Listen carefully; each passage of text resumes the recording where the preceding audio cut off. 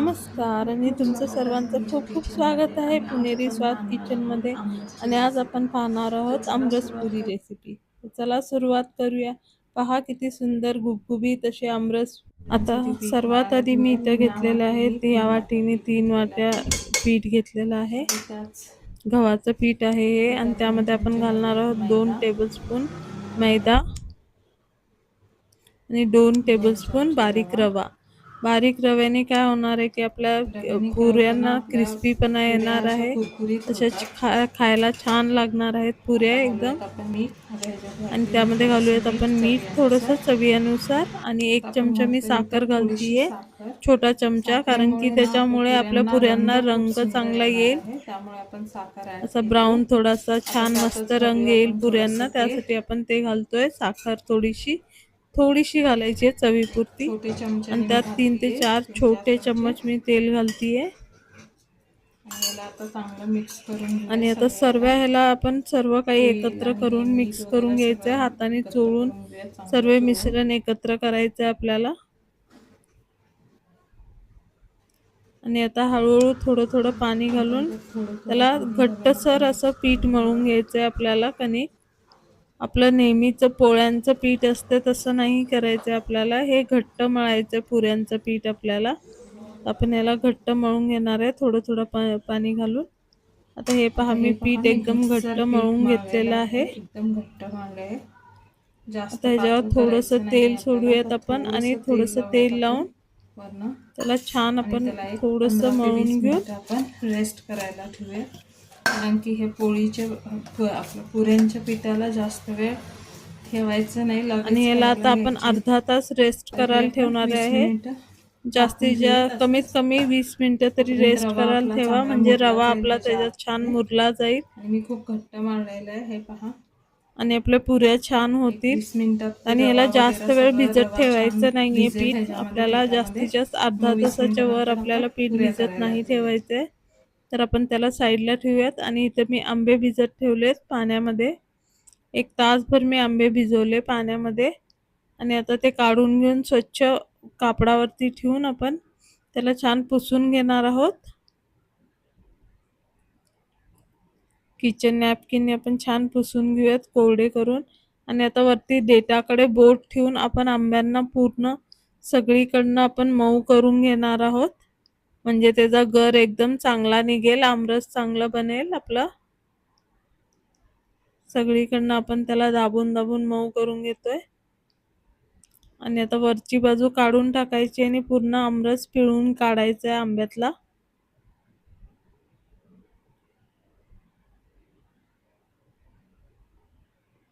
आणि कोळीचा पण पूर्ण आमरस काढून घ्यायचा आहे छान, आणि नंतर धुवून पण घ्यायचंय वाटलंच तर, राहिलं असेल काही तर.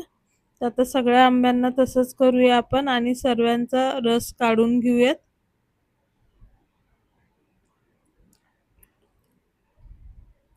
असं केल्याने पूर्ण रस निघतो छानपैकी. आणि हे पारंपरिक पद्धतीने करतोय आपण, हे अशाच पद्धतीने केला जातो आमरस. आणि हे बघा, इथं मी घालते 2-3 चमचे, 2 छोटे चमचे साखर घातली आहे, वेलची पूड अर्धा चमचा, आणि इथं मी जायफळ घालतीये थोडंसं. आंब्यामध्ये खूप हीट असते त्याच्यामध्ये, याच्याने चव पण चांगली येते. आणि आंबा थोडासा कमी गोड आहे म्हणून मी साखर घातलीये. तुम्हाला हवी लागली तर घाला, नाही तर नाही घातली तर चालेल. हे बघा, मी आता आमरस बनवून घेतलेला आहे रवीने घोटून. तर चला आता पुऱ्यांकडे जाऊयात आपण. आपला आमरस रेडी झालेला आहे. आता पुऱ्या करायला घेऊयात. आता पीठ ही चांगलं भिजलेलं आहे.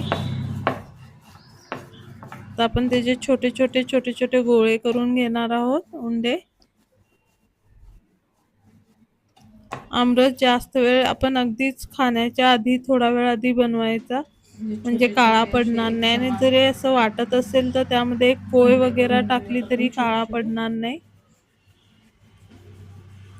आता छोटे छोटे गोळे करून घेऊयात या आपण असे साईडचे पुरीचे. पुऱ्या लाटायला घेऊयात. आणि आपण पुऱ्या लाटायला चला घेऊयात. आपण आता पुऱ्या लाटायला घेऊयात. चारी बाजूनी फिरवत फिरवत आपल्याला पुरी लाटायची आहे. जास्त जाडही नाही आणि थोडंसं जास्त लागलंच पीठ पातळही नाही लावा. करायचं आपल्याला. लागल्यास पीठ लावून घ्या आणि पुरी लाटून घ्या.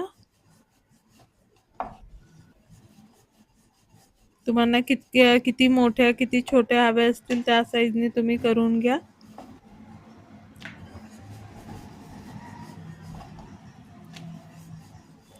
साधारण या आणि साईजच्या हे पहा एवढ्या मी या थिकनेसच्या साईजने आपण केलेले पुऱ्या एवढे लाटणार आहोत. जाड ठेवलेले आपण आहेत. 2-4 लाटून जास्त घेऊया अगदीच पातळ आणि नाही मग आणि तळायला अगदीच जाड घेऊया. पण नाही केलेले आहेत. तर तशाच आता सर्व आपण पुऱ्या तेलाचं लाटून तापमान घेतलेल्या आहेत मी बघूया. थोड्या. हे बघा आता आता हे आपण बघा जसं तेलचं चटकन वर तापमान येते बघूया. तर त्यात टाकल्या आणि टाकल्या तेल पीठ आपलं वर येते. चांगलं तापलेलं म्हणजे आहे. आता लगेच वर सोडूयात येते. एक-एक. म्हणजे आपलं तेल व्यवस्थित तापलेलं आहे. तर आता आपण त्याच्यात पुऱ्या सोडूयात एक एक करून.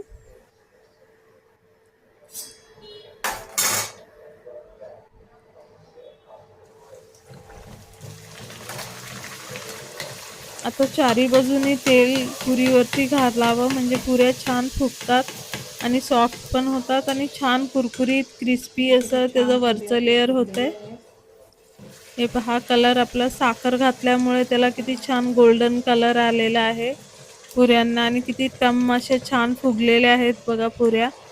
आणि त्या लगेच सॉफ्टही होणार नाहीत. जर तुम्हाला क्रिस्पी करायची असेल तर थोडा वेळ अजून ठेवून त्याला छान हे करून घ्या, आणि तळून अजिबात घ्या. तेल ओढून हे घेत बघा आता नाहीये. किती किती छान छान फुगलेत टम्म आपल्या फुगलेले पुऱ्या. आहेत बघा. एकही पुरी अशी पुऱ्या आपल्या हे झालेली नाहीये. आपली सर्व पुऱ्या छानपैकी अशा फुगल्या गेलेल्या आहेत. आणि ह्या बराच वेळ अशाच राहतात जर या पद्धतीने केल्या तर. आता अजून एक सोडूयात आपण.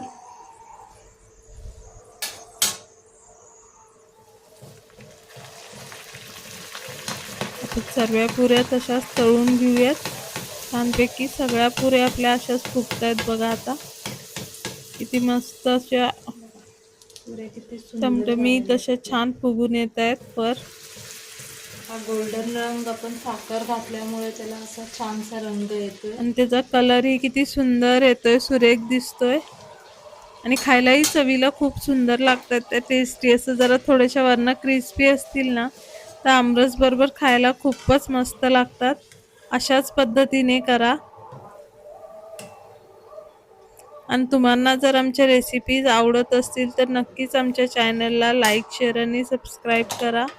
अजून आम्ही भरपूर नवीन हे नवीन बघा आपल्या व्हिडिओज पुऱ्या घेऊन येतोय. किती छान झालेल्या हे आहेत. पहा गुबगुबीत किती एकदम. छान झालेल्या आहेत पुऱ्या. कशा छान फुगलेले आहेत. अशाच आपण सर्व चला पुऱ्या आता करून सर्व घेऊया. करूयात.